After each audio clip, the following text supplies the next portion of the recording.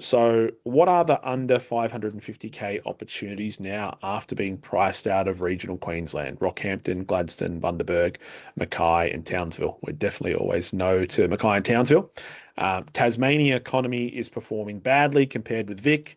Regional Victoria has some supply, but many of them for sale are investment properties.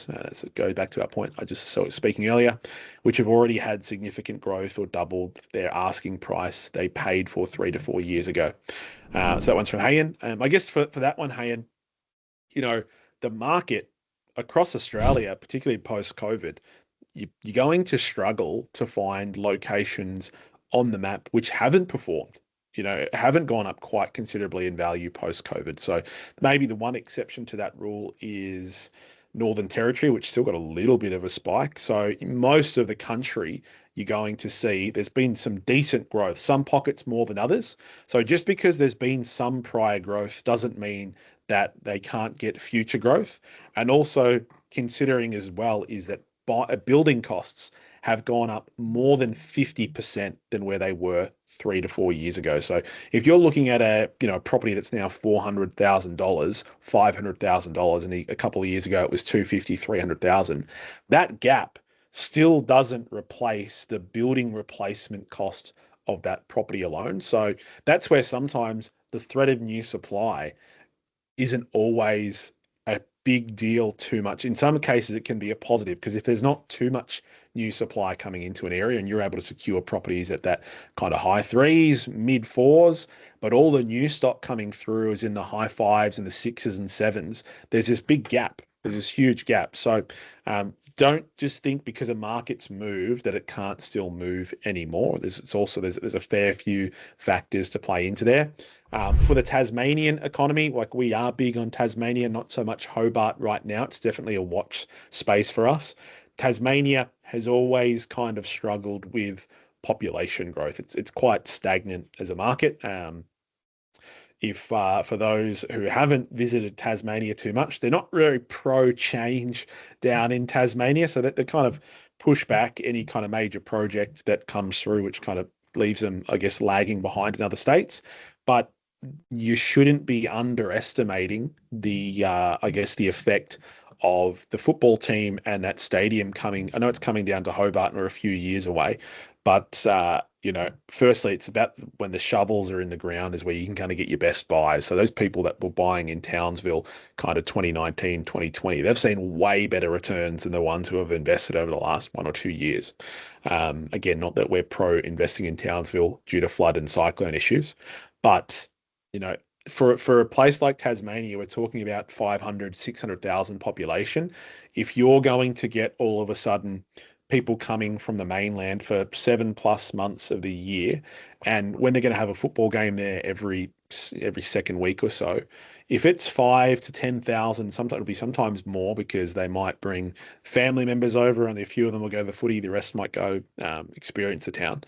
We're talking about 1 to 2% of their population coming through each and every second week or so.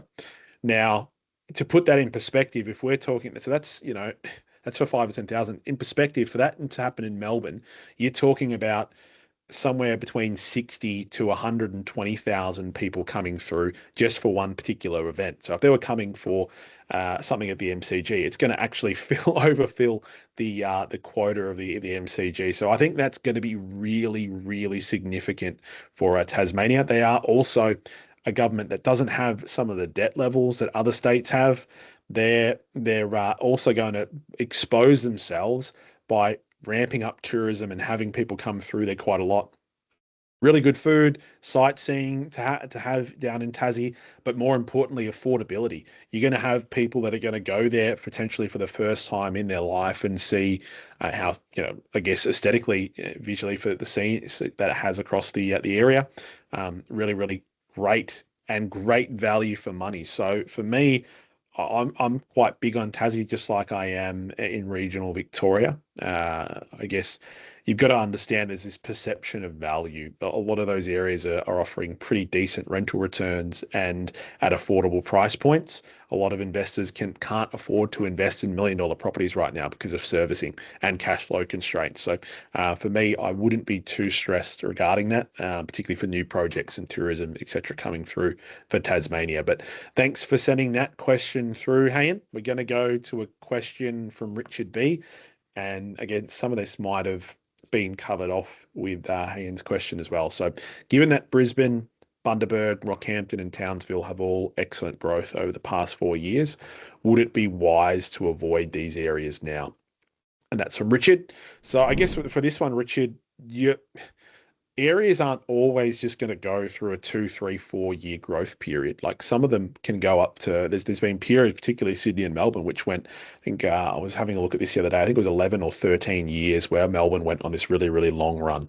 And don't forget too that Brisbane also did nothing for the best part of a decade, and Perth did that for definitely for a decade. You actually lost money if you were investing in Perth. So there's a lot of different factors, and we're at a point in the market as well. We can't forget that what we went through and where the country's at right now is unprecedented. We haven't seen property levels at such low stock in terms of vacancy rates, in such low stocks in terms of new approvals coming through, and such high population growth or migration coming into the country. So I think what you're going to find is that that's not going to necessarily slow the growth down. Now, will you see potentially some other areas perform better than Brisbane, Bundaberg, Rockhampton, or Townsville? Potentially. But there's a few things to just take in mind there. Like for us, we might not be buying, and I'll go through some percentages in a moment, but we might not be buying a lot in Perth, not necessarily due to the data, but because of being able to buy at a really good price. And maybe the same can be said for Brisbane. But if we do find good opportunities, if you can make some wins on the front end, as well as the growth, things can kind of even themselves out. So I would be assessing each opportunity that comes through your way, Richard. I have full faith in Tom and the team with the amount of work that they do each week. There's only a finite of properties that come through, and the track record of the Ripehouse performance has been really, really strong now for the best part of a decade. So yeah, I don't see, again, we never invest in Townsville, but again, I'd just be looking at each opportunity that comes your way. But thanks for sending that one through, Richard.